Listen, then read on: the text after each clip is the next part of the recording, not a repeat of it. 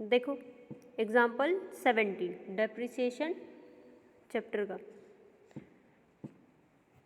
एक फर्म ने 1 जनवरी 2001 को एक मशीन का 1 लाख रुपए में क्रय किया। तो एक फर्म ने 1 जनवरी 2001 को एक मशीन का 1 लाख रुपए में क्रय किया। एक मशीन खरीदी है 1 लाख रुपए की 2001 में, ठीक है। यह माना गया कि मशीन का उपयोगी जीवन काल 10 वर्ष है, उसकी लाइफ 10 साल की है मशीन की। यह तय किया गया कि मशीन के पुनर्स्थापना के लिए उसके उपयोगी जीवन काल की समाप्ति पर नई मशीन के क्रय हेतु एक सिंकिंग फंड मूल्यह्रास कोष की स्थापना की जाएगी। तो डेप्रिसिएशन फंड कह लो या फिर सिंकिंग फंड कह लो, दोनों पर्पस सेम है, खाली नाम अलग है, ठीक है। तथा प्रति वर्ष 8,000 रुपये को इस खाते में जमा किया जाए। इसका विनियोग 10% सरकारी प्रतिभूतियों में किया जाए। तो 8,000 रुपये हर साल जमा करेंगे उसमें, और वो जिसमें 10% का इंटरेस्ट मिलेगा उन सरकारी प्रतिभूतियों में, सिक्योरिटीज़ में करेंगे। तो वर्ष 2001 से 2003 के लिए जनरल प्रविष्टि कीजिए। अब ये 3 साल वाला ही एंट्री है, जो आपको एंट्रीज जनरल एंट्रीज बताई थी वही सेम यहाँ अप्लाई होगी। अब इंग्लिश मीडियम वाले बच्चों के लिए ये रीड कर देती हूँ question. A firm purchased a machine for ₹1 lakh on 1st January 2001. It was estimated that its useful life would be 10 year. It was decided to set up a depreciation fund so that a new machine can be purchased at the end of the useful life. ₹8,000 was to be credited to this fund every year, and the same was to be invested in 10% government securities. Journal entries for 2001 and 2003. Solution देखो,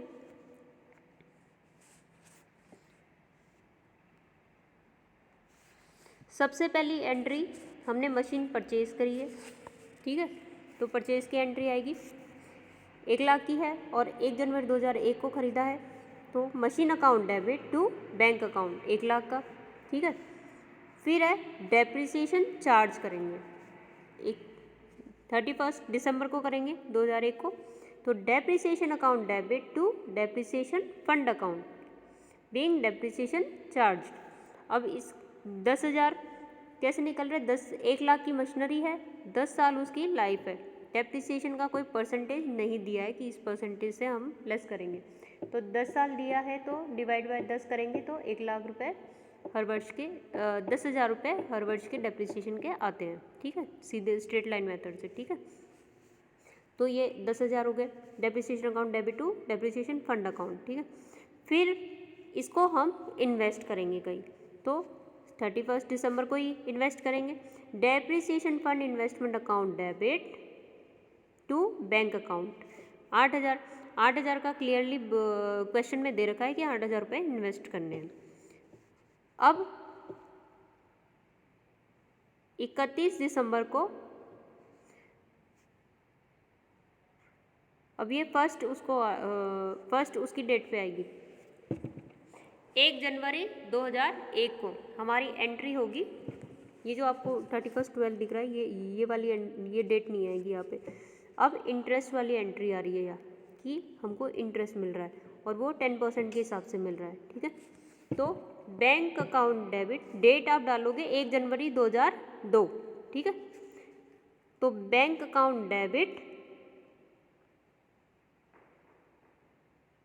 okay ये date सही है, मैं गलत बोल रही हूँ आपको, डेट सही है क्योंकि हमने इन्वेस्ट जो किया है वो 31 दिसंबर को 2001 को किया है। तो फर्स्ट डेट को ही अगर डेट याद डालेंगे तो एक दिन का कोई इंटरेस्ट नहीं बनेगा, 1 साल बाद मिलेगा, तो वो 31/12/2002 ही होगा, 1 साल बाद उसका इंटरेस्ट मिलेगा। तो बैंक अकाउंट डेबिट ये एकदम सही है, ठीक है। Bank account debit to depreciation fund account, तो 8,000 का 10% तो 800 रुपये, ठीक है। फिर उसके बाद में डेप्रिसिएशन चार्ज की एंट्री कर रहे हैं, तो 31 दिसंबर 2002 की सेम एंट्री होगी वो तो depreciation account debit to depreciation fund account. अब यहाँ इंटरेस्ट डेप्रिसिएशन जो है वो तो 10,000 ही आएगा, ठीक है, 10 साल वाले हिसाब से 10,000 पहले आया, वैसे ही यहाँ भी 10,000 ही आएगा डेप्रिसिएशन।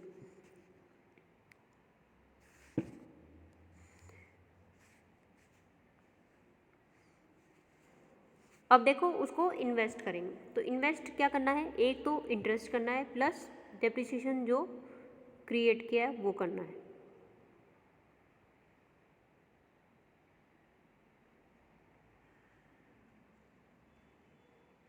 तो जो इन्वेस्ट होगा वो तो क्लियरली दे रखा है कि 8,000 का ही हर साल करेंगे, तो 8,000 प्लस उसमें इंटरेस्ट आ रहा है 800 का, तो 8,800 का, ठीक है। तो depreciation fund investment account debit to bank 8,800, ठीक है, 800 प्लस 8,000 प्लस 800, ठीक है। फिर है उस पर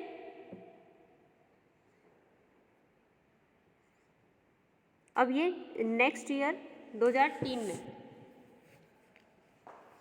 हम सबसे पहले तो डेप्रिसिएशन चार्ज कर लेते हैं, वो एंट्री हो गई है ना। नहीं, सबसे पहले हमने देखो यहाँ से सबसे पहले हमने इंटरेस्ट की एंट्री करी कि रिसीव हुआ हमको पिछले साल का जो इन्वेस्टमेंट करा उससे इंटरेस्ट रिसीव हुआ। फिर जो डेप्रिसिएशन चार्ज करना है वो कर दिया, फिर यहाँ इन्वेस्टमेंट कर दिया। अब फिर नेक्स्ट एंट्री चालू हो गई, तो यहाँ इंटरेस्ट कितना रिसीव हो रहा है, तो 8,000 तो पहले के थे हमारे प्लस 8,800 सेकेंड ईयर में हमने कर दिए, तो इन दोनों को 16,800 पे 10% जो निकलेगा वो निकलेगा 1,680 रुपये। तो bank account debit to depreciation fund 1,680, ठीक है। इसमें काफ़ी सारी टाइपिंग एरर है और ये जो मैंने करेक्शन लिख रखे हैं वो सही है, ठीक है। अब देखो फिर डेप्रिसिएशन चार्ज कर रहे हैं, तो depreciation account debit to depreciation fund, तो 10,000। फिर है उसको इन्वेस्ट करेंगे, तो depreciation fund investment account debit to bank account, तो 8,000 प्लस 1,680।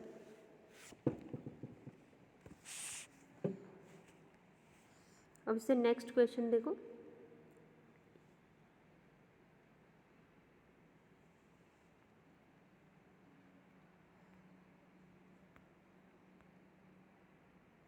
देखो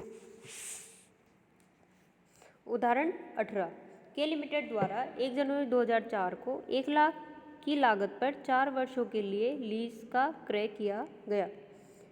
1 लाख रुपए दिए हैं, ठीक है, 4 वर्ष के लिए लीज पर लिया है। यह तय किया गया कि लीज चौथे वर्ष के अंत में लीज का नवीनीकरण एक मूल्यह्रास कोष विनियोग द्वारा किया जाए, जिस पर 10% प्रति वर्ष आय प्राप्त हो। तो जो इन्वेस्टमेंट होगा वो 10% से होगा। सिंकिंग फंड तालिका के अनुसार 4 वर्षों के अंत में 1 रुपया प्राप्त करने हेतु प्रति वर्ष 0.215478 रुपये का विनियोग करना होगा। तो इन्वेस्टमेंट कितना करना है, 1 रुपये पे 0.215478 रुपये का इन्वेस्टमेंट करना है, तो इसे परसेंटेज निकलेगी इन्वेस्टमेंट की। और इन्वेस्टमेंट की जो रेट होगी इंटरेस्ट की वो आपकी 10% है। तो सिंकिंग फंड यहाँ बनाना है।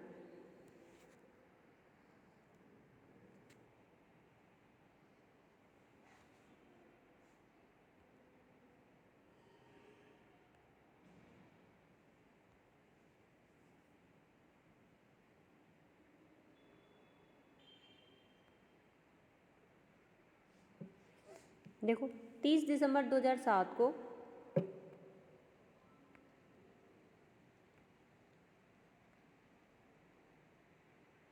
तो 30 दिसंबर 2007 को मूल्यह्रास कोष विनियोग को 71,000 रुपये में बेच दिया गया। सेलिंग हो रही है 71,000 रुपये में। जनरल प्रविष्टि कीजिए तथा आवश्यक खाते बनाएं। इंग्लिश मीडियम वाले स्टूडेंट सुने। के limited purchased a 4-year lease on 1st January 2004 for ₹1 lakh. It is decided to provide for the renewal of the lease at the end of the 4 year by setting up a depreciation fund investment. are expected to fetch interest at 10% per annum. Sinking fund table shows that rupee 0.215478 invested each year will produce rupees 1 at the end of 4 years at 10% per annum. On 31st December 2007, the depreciation fund investment are sold for 71,000. Pass the necessary journal entries and prepare the ledger accounts. Solution देखो, के limited general entries पूरा format बनाओगे आप, date particulars LF amount debit and credit, ठीक है। अब देखो entry करते हैं। तो 1 जनवरी 2004 को हमने लीज लिया 1 लाख का, तो lease account debit to bank account entry हो गई 1 लाख की, ठीक है। Being lease purchase for 4 years, ठीक है, ये एंट्री खत्म। अब उसके बाद डेप्रिसिएशन चार्ज कर रहे हैं,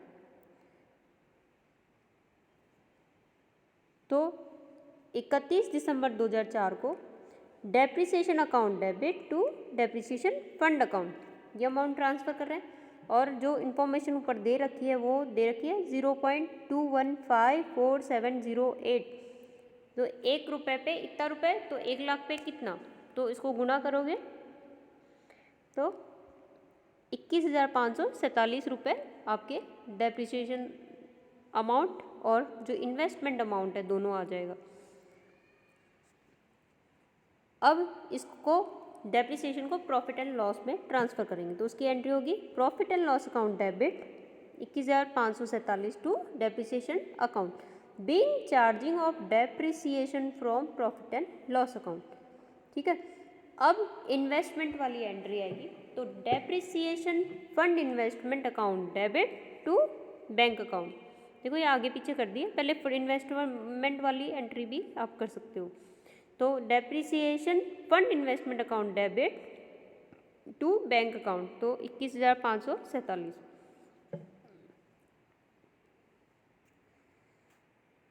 अब 2005 की 31 दिसंबर 2005 की क्या एंट्रियाज होगी,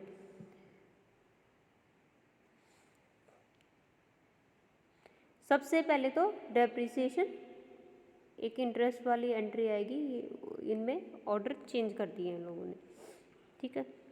तो आपको मैं जो चेंजेस है वो बता दूँगी।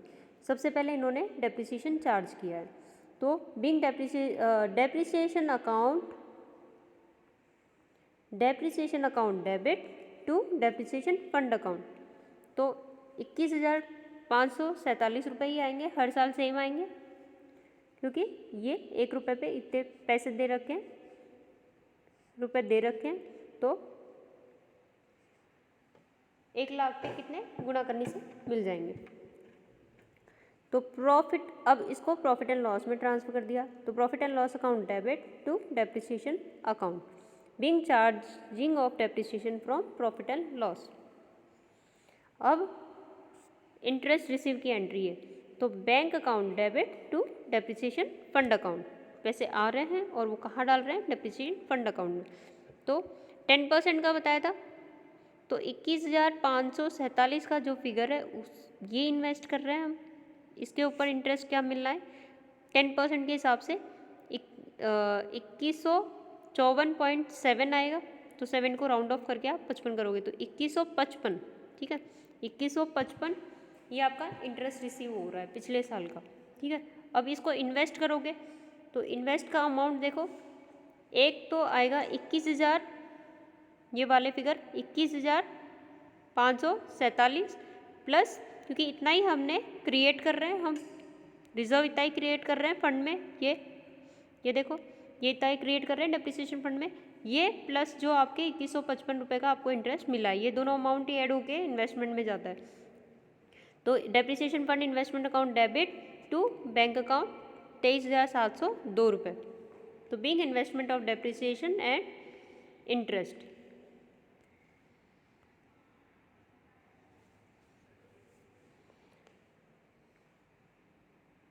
अब नेक्स्ट एंट्री हो रही है यहाँ पे, फिर डेप्रिसिएशन चार्ज कर रहे हैं। तो depreciation account debit to depreciation fund account, same amount आएगा वो 21,547 का। फिर उसको प्रॉफिट एंड लॉस में ट्रांसफर कर रहे हैं, तो profit and loss account debit to depreciation account being charge off depreciation from profit and loss account, तो 21,547 का।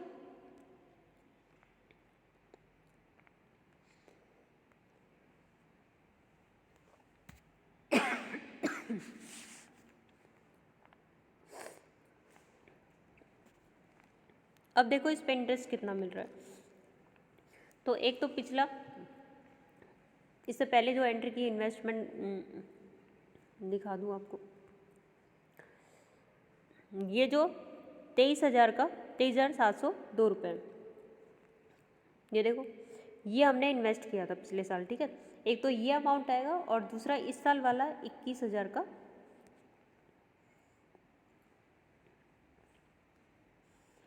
इस साल का 21,000 वाला, 23,000 ये और प्लस 21,547 वाला ये दोनों मिला के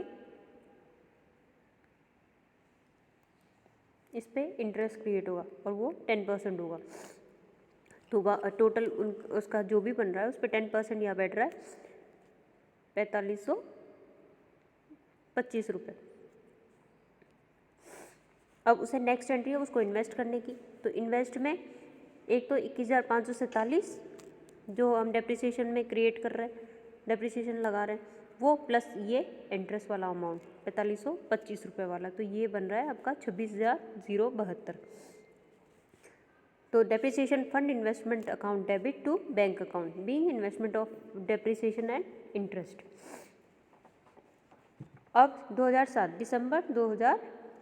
31 दिसंबर 2007 उसमें क्या एंट्री आएगी, डेप्रिसिएशन चार्ज की सेम है, depreciation account debit to depreciation fund 21,547 to depreciation fund account, ठीक है। फिर उसको प्रॉफिट एंड लॉस में ट्रांसफ़र किया 21,547, ये भी ठीक है। फिर उसका इंटरेस्ट रिसीव हो रहा है, तो अब इंटरेस्ट देखो ये आपने और अमाउंट, एक तो पहले का वो 45,200 समथिंग अमाउंट जो भी बैठ रहा था वो, प्लस ये 26,000 वाला ये इन्वेस्ट किया ये, और उस पर 10%, तो ये लगभग 71,300 समथिंग अमाउंट बैठेगा, जिस पे 10% निकाला तो 7,132 रुपये आ रहे हैं, ठीक है। फिर सेल कर दिया है, इस साल में सेल हुआ है, तो इन्वेस्टमेंट वाली एंट्री नहीं आएगी यहाँ पे, सेल वाली एंट्री आएगी। सेल हमने 71,000 में पहले ही क्वेश्चन में दे रखा है, तो bank account debit to depreciation fund account 71,000 रुपये। अब इसमें लॉस हो रहा है या प्रॉफिट हो रहा है, ठीक है, तो यहाँ लॉस हो रहा है। Depreciation fund account debit to depreciation fund investment account और बनने होंगे यहाँ पे, वो आपको मैं दिखाऊंगी। 321 रुपये का लॉस हो रहा है, ठीक है, being loss on the sale of investment transfer to depreciation fund account. अब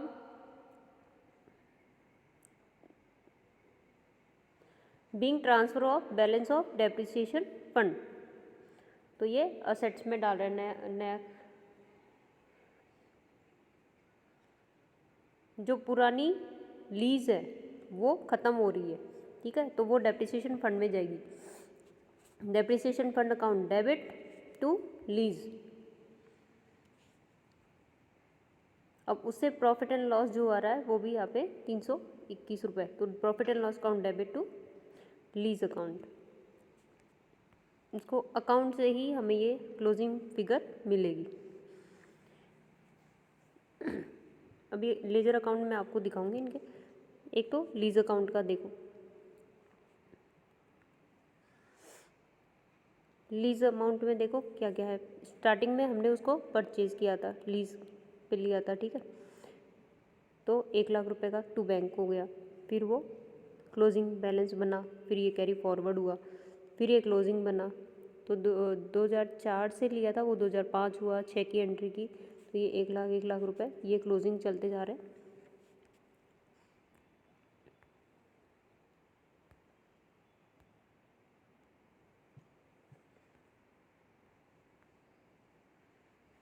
अब इसमें 2007 में देखो 7 में एंट्री हुई 1 लाख की, ये क्लोजिंग हुई और लास्ट में डेप्रिसिएशन फंड का अमाउंट यहाँ डाला है। ठीक है, ये डेप्रिसिएशन फंड का अमाउंट यहाँ ट्रांसफ़र किया, उससे ये क्लोजिंग आ रहा है लॉस वाला। तो पहले डेप्रिसिएशन फंड अकाउंट देखते हैं। 2004 में सबसे पहले डेप्रिसिएशन हमने चार्ज किया था बाय डेप्रिसिएशन 21,547। फिर इसकी क्लोजिंग बनी तो यहाँ बैलेंस आ रहा है 21,547। ये हमने ब्रॉड फॉरवर्ड किया यहाँ पे। ठीक है, और 1 जनवरी 2005 को फिर उस पर इंटरेस्ट हुआ क्रिएट हुआ था 2155 का। फिर डेप्रिसिएशन दोबारा उस साल का बना था। तो ये टोटल जो आ रहा है ये आ रहा है 45,249। ठीक है, वहाँ जो फिगर मैं कह रही थी ना 45,200 समथिंग आ रही है, वो यही है 45,249। इसमें 10% फिर वहाँ लगाया था। फिर आ रही है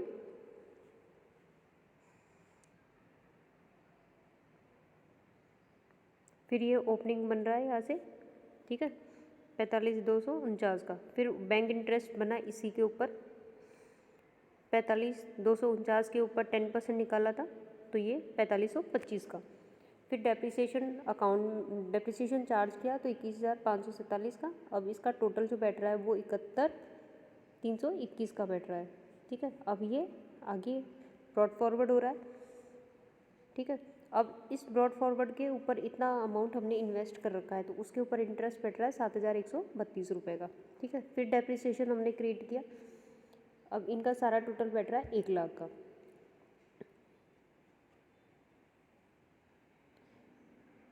अब इसमें भी डेप्रिसिएशन फंड इन्वेस्टमेंट अकाउंट की सबसे पहले क्लोजिंग होगी।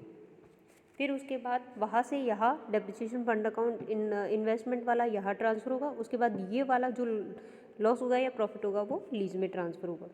तो वो अकाउंट और देखो, डेप्रिसिएशन फंड इन्वेस्टमेंट अकाउंट। तो स्टार्टिंग में हमने सबसे पहले इन्वेस्ट किया 21,547। ठीक है, उसके बाद ये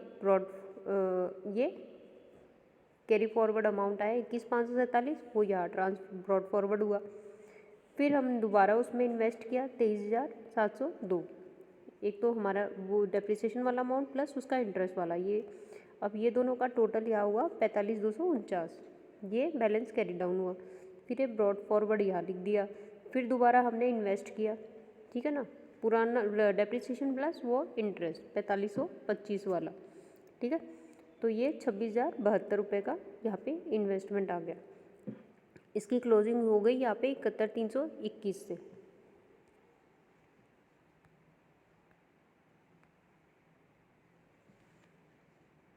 अब यहाँ देखो बैलेंस ब्रॉड फॉरवर्ड हो गया 71,321। अब हमने इसको 71,000 में सेल किया है, ये इन्फॉर्मेशन उसमें दे रखी है। तो सेल करते 71,000 यहाँ लिख दिया। अब इनका जो क्लोजिंग आ रहा है वो देखो 321 रुपये का आ रहा है। ठीक है, 321 रुपये का यहाँ पे लॉस आ रहा है। इस लॉस को हमें